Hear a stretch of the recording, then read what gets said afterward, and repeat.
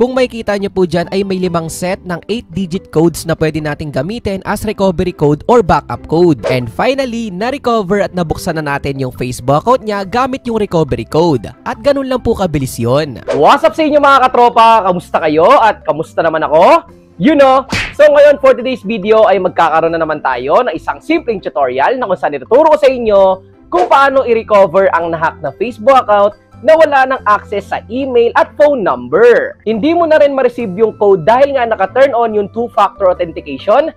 Tuturuan kita kung paano mabuksan ulit yan. Pero bago tayo magsimula, pasok, intro!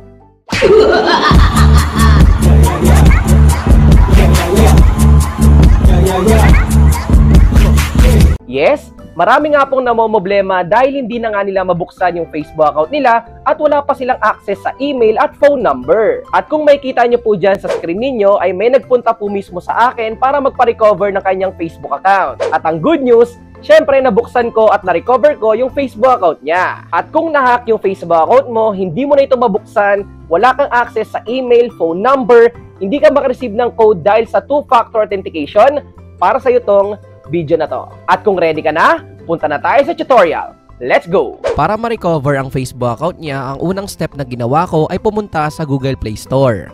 Dito po sa may Google Play Store ay sinearch ko lang po yung Facebook application at dito minake sure ko lang po na updated po yung Facebook application at dahil okay naman na at updated, pindutin lang po natin yung open. Dito po sa ating Facebook application ay kinakailangan po ng mobile number or email, syempre pati na rin po yung password. So dito nilagay ko po muna yung email at password at tinry ko po munang i-login. So dito nga po naghihintay lang po ako na mag-load po yan. And after po ng ilang seconds ay kinakailangan nga po ulit ng password which is parang nag-error siya. So inayos ko muna at nag-try ulit ako mag-login.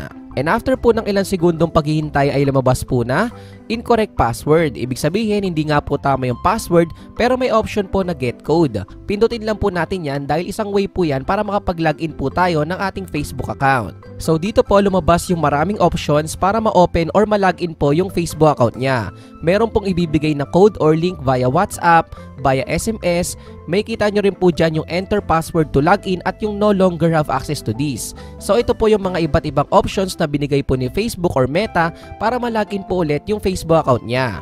At dito tinanong ko nga siya kung ano nga ba yung active na number or SIM card na ginagamit niya para doon namin ma-receive yung code. At dito pinili ko na po yung pangalawa dahil sabi niya ay ito po yung number na ginagamit niya. Then click lang po natin yung continue na nasa baba. After po ng ilang segundo may lumabas na your account was confirmed. Okay naman na at nakasave na daw yung mobile number na yon sa Facebook account niya. And after kung maklik dito yung continue ay kailangan na po nating maglagay at mag-set ng panibagong password. So dito panatag na po ako dahil nga kailangan lang ng panibagong password at ma-open na ulit. Pero syempre hindi po ganun kadali yun. After kung makapaglagay ng panibagong password para sa kanya, may lumabas na naman na kailangan po ng code. So dito medyo nahihirapan na po tayo. Pero syempre mare-recover pa rin po natin yan. At dito sa punto na to ay naisipan ko na i-check na mismo sa messages ng kanyang device at sa mismong WhatsApp application niya kung nare-receive nga ba yung mga code na pinapadala ni Facebook. So dito medyo nalungkot ako at nahirapan dahil nga kahit ilang beses ka na i-refresh yung mismong WhatsApp niya ay hindi pa rin po nare-receive yung code. So dito nahihirapan na talaga pero may naisip akong paraan para ma-recover yan. Pindutin lang po natin yung try another way na nasa baba. At dito ko na po finally nakita at nalaman yung problema kung bakit nga ba hindi natin nare-receive yung code. So dito po sa WhatsApp number niya na nakakonect po sa Facebook account na pinapadala ng code ay magkaiba po sa kasalukuyan yung ginagamit na SIM card. So dito po 84 po yung dulo kung makikita nyo at 06 naman yung kasalukuyang SIM card niya. So magkaiba. At dahil nga hindi natin marireceive yung code sa WhatsApp number na nakalagay po dyan ay may isa pang option para mabalik at ma-recover natin yung Facebook account niya. At ngayon ang gagamitin po natin para ma-recover yung Facebook account natin ay yung pangalawang option which is yung backup code. Saan nga ba yung makikita? Tara, ituturo ko sa inyo. Kung maaalala nyo po ay nag-upload po ako ng mga tutorial kung paano nga ba i-recover ang inyong Facebook account sa Google Chrome. Kaya ang simpleng advice ko sa inyo ay panoorin nyo po muna yon para ma-recover nyo yung Facebook account nyo sa Google Chrome at gayahin nyo lang po yung tutorial natin sa araw na ito. Para syempre mabuksan nyo ulit sa mismong Facebook application. At dahil nga na-open ko na yung Facebook account niya dito sa Google Chrome, ang next step ay hanapin lang po natin dito yung settings and privacy at click lang po natin yung settings. Dito naman po makikita natin sa unahan yung Meta Account Center at i-click lang po natin yan. So kailangan lang po natin maghintay saglit habang naglo-loading po yan. Kapag nandito na po tayo ay i-click lang po natin yung password and security dahil dito po natin makikita yung code na hinahanap po natin para ma-open yung Facebook account natin. Then ang next step po ay hanapin po natin yung two-factor authentication at i-click lang po natin yan. Nandyan po yung mismong code. Dito ay pipili lang po tayo ng profile at lalabas po dyan yung nasa unahan. Pindutin lang po natin yung Facebook account po natin na nasa pinakaunahan. Ang kagandahan po dito sa may two-factor authentication ay pwede po tayong mag-add ng phone number na panibago para doon po natin ma-receive yung code. Actually, marami pa po dyang ibang options para ma-secured po ang Facebook account natin, lalo na sa code, pero para po sa akin ang pinakamaganda ay yung text message at yung backup code. I-click lang po natin dito yung text message at pwede na po tayo maglagay ng panibagong number na active para doon po natin ma-receive yung code.